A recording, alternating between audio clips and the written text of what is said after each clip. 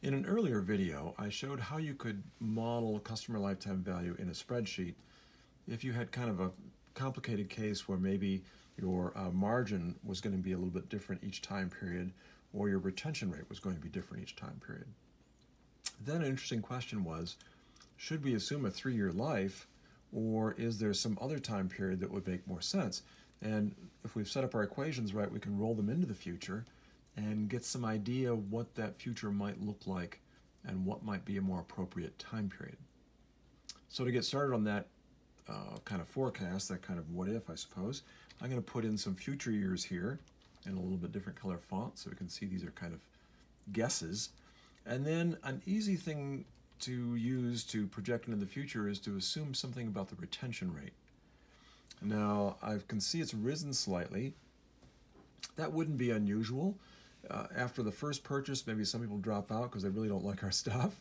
But if they stayed with us, they might like our stuff, and they're getting used to our website or our catalog. And so it wouldn't be surprising to see retention rates actually increase over some time.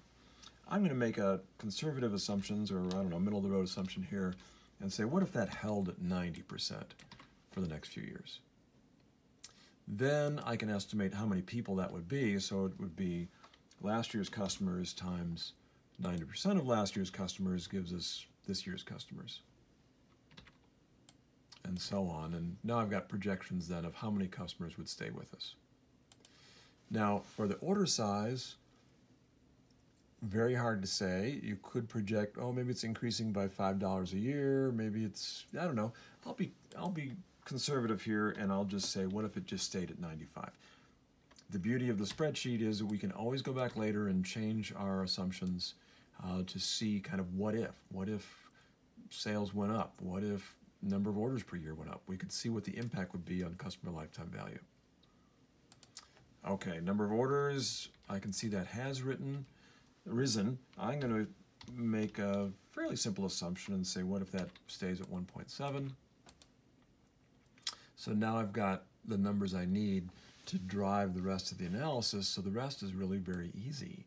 If I've got all my equations set up right, I just copy this across, and boom, I've got new numbers for up to 6 years. And so this number would be the customer lifetime value if we used a 6-year time frame to think about customers.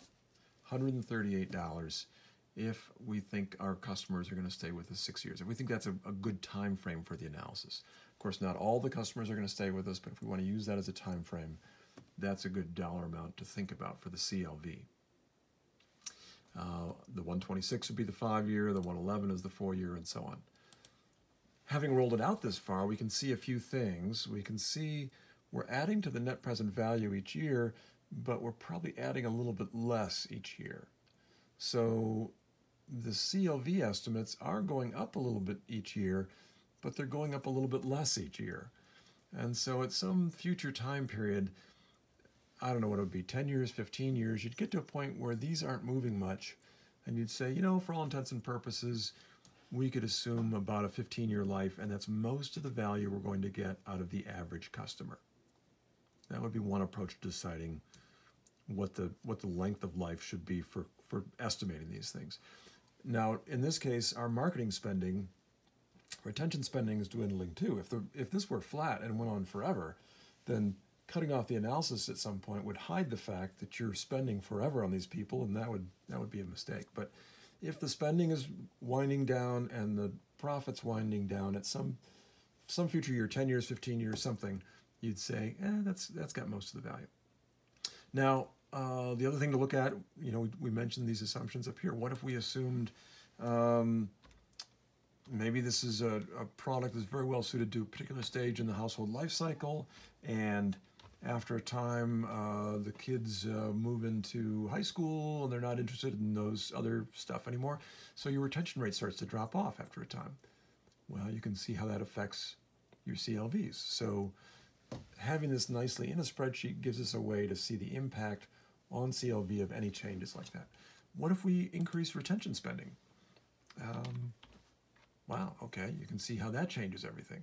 So we're down a little bit more on CLV. Now, you might also assume if we increase retention spending, I think we could get higher retention rates. So maybe I should go back up to 0.9 here and 0.9 there because I'm spending more.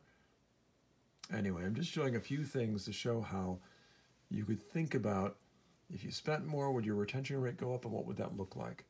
If you didn't spend more, would the retention rate start to drop off? What would that look like? You can really get a good handle on things if you've got this set up right and start to think about how your marketing actions, marketing choices might affect customer lifetime value.